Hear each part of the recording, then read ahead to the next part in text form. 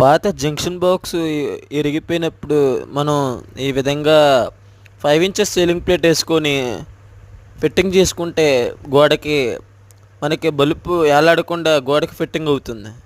చూడండి ఎలా చేస్తున్నాను ఒకసారి చూడండి. డ్రిల్ చేసుకొని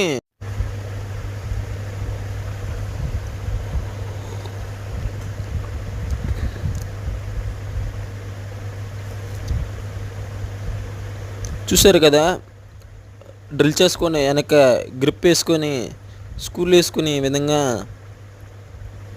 యాంగిల్ హోల్డర్ ఫిట్టింగ్ చేసుకొని బల్బ్ ఫిట్టింగ్